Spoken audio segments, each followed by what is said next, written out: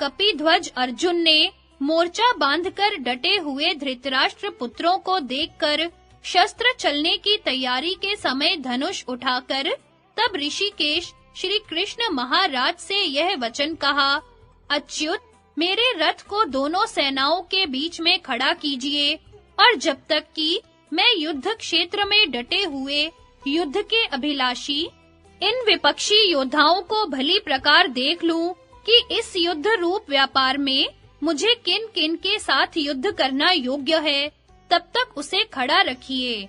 युद्ध में दुर्बुद्धि दुर्योधन का कल्याण चाहने वाले जो राजा लोग इस सेना में आए हैं, उन युद्ध करने वालों को मैं देखूंगा।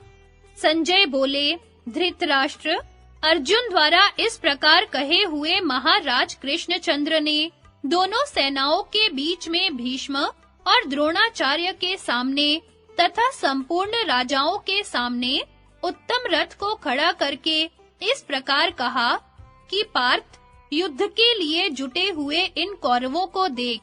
इसके बाद पृथापुत्र अर्जुन ने उन दोनों ही सेनाओं में स्थित ताऊ चाचों की, दादों परदादों की, गुरुओं को, मामाओं को, भाइयों को, पुत्रों को, पौत्रों को तथा मित्रों को, ससुरों को और सुहृदों को भी देखा।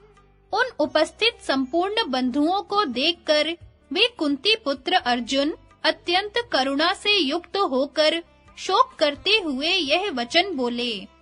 अर्जुन बोले, कृष्ण, युद्ध क्षेत्र में डटे हुए युद्ध के अभिलाषी इस स्वजन समुदाय को देखकर मेरे अंग शिथिल हुए जा रहे हैं और मुख सूखा जा रहा है तथा मेरे शरीर में कंप एवं रोमांच हो रहा है।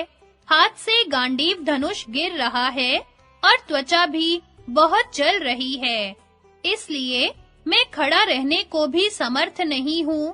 केशव, मैं लक्षणों को भी विपरीत ही देख रहा हूँ तथा युद्ध में स्वजन समुदाय को मारकर कल्याण भी नहीं देखता। कृष्ण, मैं न तो विजय चाहता हूँ और न राज्य तथा सुखों को ही। गोविंद, हमें ऐसे राज्य से क्या प्रयोजन है अथवा ऐसे भोगों से और जीवन से भी क्या लाभ है। हमें जिनके लिए राज्य, भोग और सुख आदि अभीष्ट हैं, वे ही ये सब धन और जीवन की आशा को त्याग कर युद्ध में खड़े हैं। गुरुजन, ताऊ चाचे, लड़के और उसी प्रकार दादे, मामे, ससुर, नाती, साले तथा और भी संबंधी लोग हैं। मधुसूदन, मुझे मारने पर भी अथवा तीनों लोकों के राज्य के लिए भी मैं इन सबको मारना नहीं चाहता। फिर पृथ्वी के लिए तो कहना ही क्या है। जनार्दन, धृतराष्ट्र के पुत्रों को मारकर हमें क्या प्रसन्नता होगी। इन आतताइयों को मारकर तो हमें पाप ही लगेगा।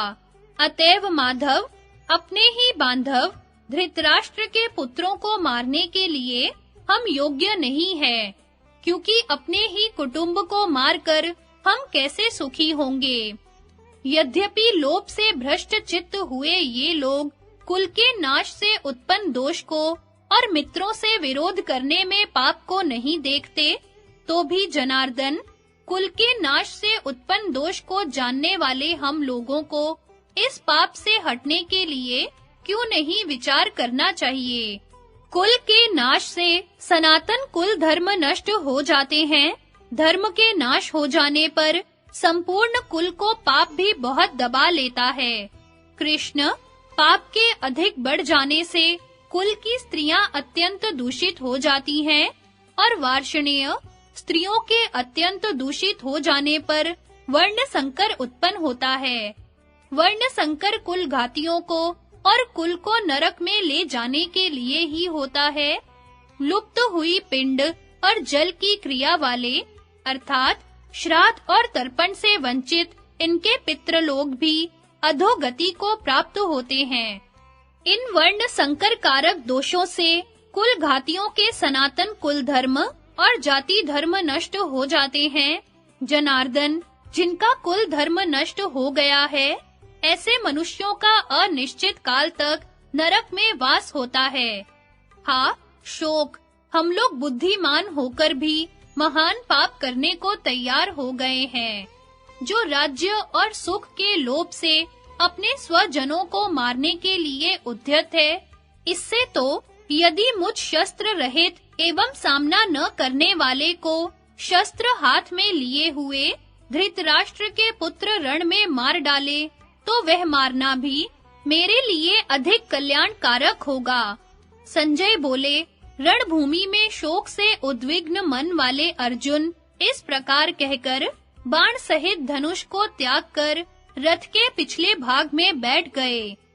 संजय बोले, उस प्रकार करुणा से व्याप्त और आंसुओं से पूर्ण तथा व्याकुल नेत्रों वाले शोक युक्त उन अर्जुन के प्रति भगवान मधुसूदन ने यह वचन कहा। श्री भगवान बोले, अर्जुन, तुझे इस असमय में यह मोह किस हेतु से प्राप्त हुआ? क्योंकि न तो यह श्रेष्ठ पुरुषों द्वारा आचरित है, न स्वर्ग को देने वाला है और न कीर्ति को करने वाला ही है।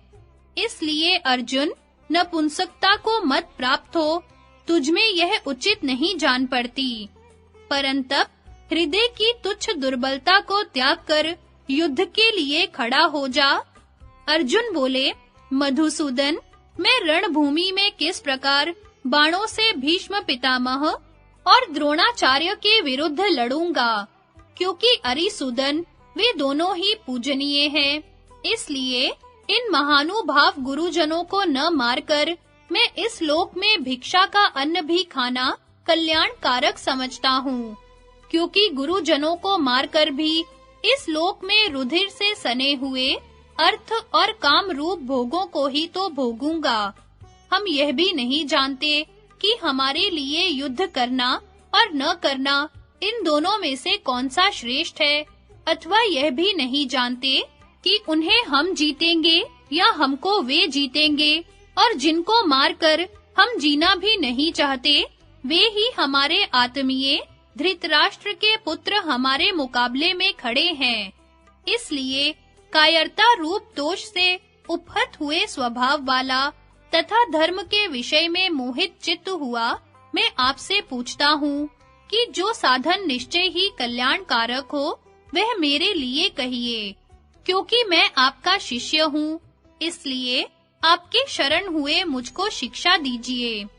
क्योंकि भूमि में निष्कंटक धन धान्य संपन्न राज्य को और देवताओं के स्वामी पने को प्राप्त होकर भी मैं उस उपाय को नहीं देखता हूँ जो मेरी इंद्रियों के सुखाने वाले शोक को दूर कर सके। संजय बोले, राजन, निद्रा को जीतने वाले अर्जुन अंतर्यामी श्री कृष्ण महाराज के प्रति इस प्रकार कहकर फिर श्री गोविंद भगवान से युद्ध नहीं करूंगा, यह स्पष्ट कहकर चुप हो गए।